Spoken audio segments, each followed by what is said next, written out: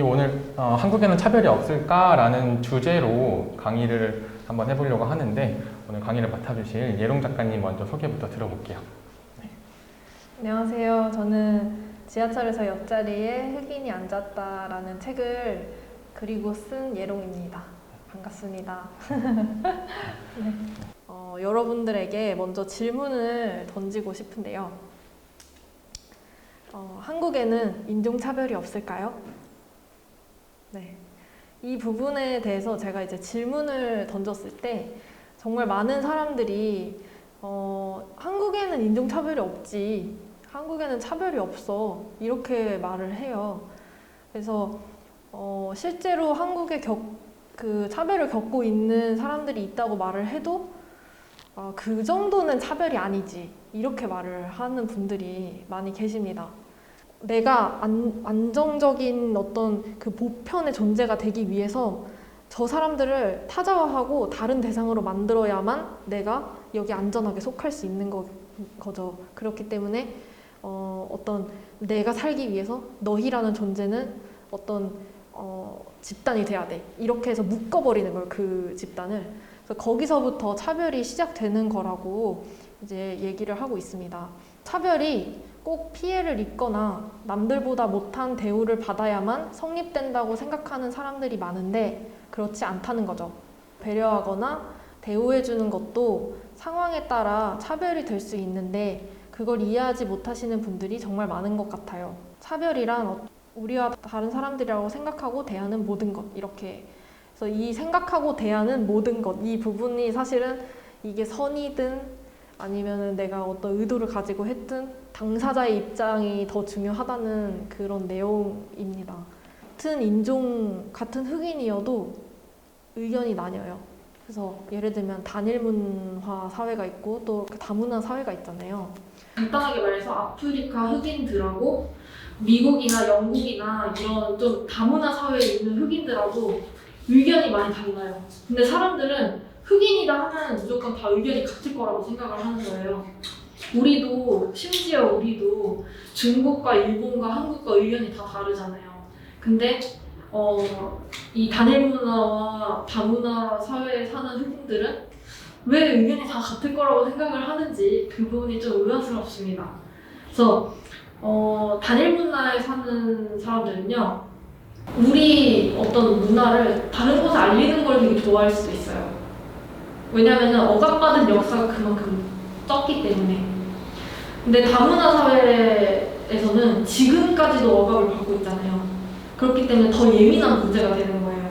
두 그룹은 사실은 근데 그래도 같은 어떤 흑인으로서의 역사를 공유하고 있기 때문에 같은 어떤 서로 존중하는 그런 문화가 있고 되게 똘똘 뭉치는 문화가 있어요.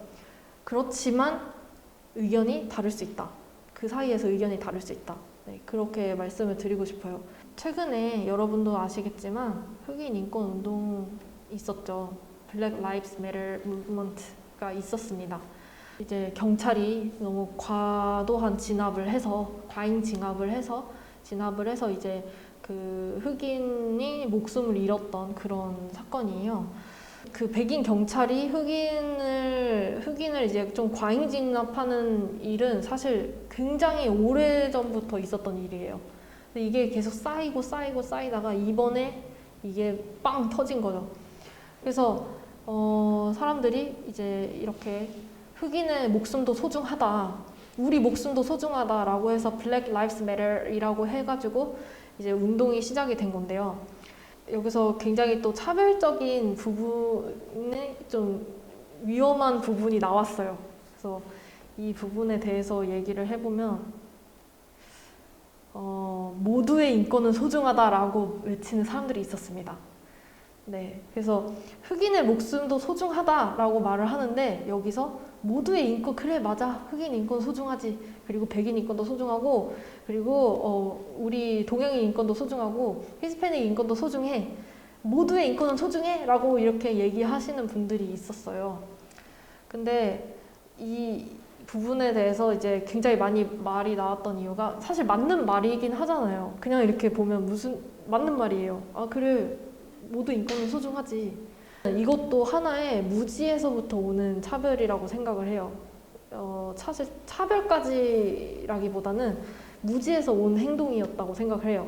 이렇게 한국 사회가 인권 의식이 좀 더딘 이유가 뭘까 생각을 했을 때는 또 역시나 역사적인 배경이 있지 않을까 이렇게 생각을 하게 되더라고요.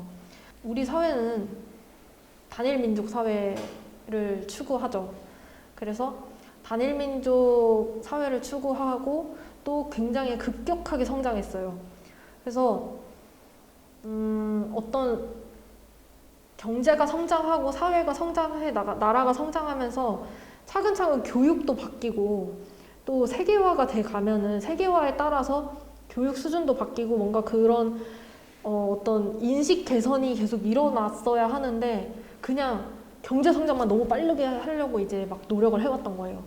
그러다가 이제 좀 안정되고 나니까 세계화가 됐을 때 사람들의 인권 수준은 아직 의식 수준이 너무 낮은 거죠. 못 따라온 거예요. 그래서 제가 생각했던 거는 이런 거예요. 그래서 사람들이 지금 이제 우리나라가 뭐 K-드라마, K-팝 뭐 이런 걸로 해서 이제 굉장히 세계화가 많이 됐잖아요.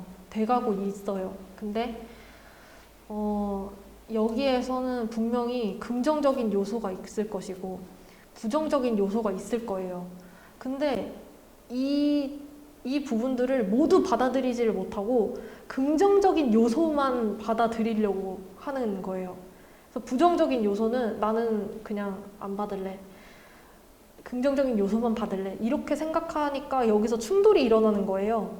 그래서 지금은 제가 봤을 때는 어떤 세계화가 되어가는 어떤 과도기에 있으면서 드디어 사람들이 인식 개선이 조금씩 되고 있지 않나? 좀 그런 생각을 하고 있어요. 한국 사람들이 막 화장을 해서 얼굴을 하얗게 하는 걸 뭐 화이트워싱이라고 하면서 백인들이 막 자기들의 그런 우월한 피부색을 따라하려고 한다 막 이렇게 말하곤 하는데 그런 상황들에서 차별을 어떻게 풀어낼 수 있을지 궁금해요. 어쨌든 네. 그게 사실은 화이트워싱이라는 단어는 뭐냐면은 그 영화계에서 쓰이는 단어인데 그게 그 백인화 시킨다는 내용이 아니라 그게 사실은 화이트워싱이 그 어떤 흑인이 일궈낸 어떤 일을 백인이 어떤 영웅처럼 이렇게 도와줘서 그 일을 백인이 어떤 이뤄낸 것처럼 이렇게 바꿔버리는 게 약간 화이트워싱이라고 말을 해요. 그래서 이제 사람들이 저는 이제 약간 오용하고 있다고 생각을 하거든요. 화이트워싱이라는 단어를. 그래서 그거를 일단 말씀드리고 싶었고 제 생각에는 이거는 저는 차별이 아니라고 생각을 하거든요. 왜냐면은 아까 말씀드렸듯이 이제 그 백인을 어떤 희화화하는 역사도 없었을 뿐더러 그리고 백인은 권력자층에 있기 때문에 사실 그런 뭐랄까 그게 차별의 구도가 될 수 없는 거죠. 이미 기울어져 있기 때문에 여기서 역차별이라는 말이 있을 수 없듯이 그 이미 기울어져 있는 이 상황에서 이 백인이 차별을 받는 다른 인종들에게 차별을 받는다? 이거는 역차별과 관련된 얘기인 것 같은데 그건 있을 수 없다고 생각하거든요, 저는. 네.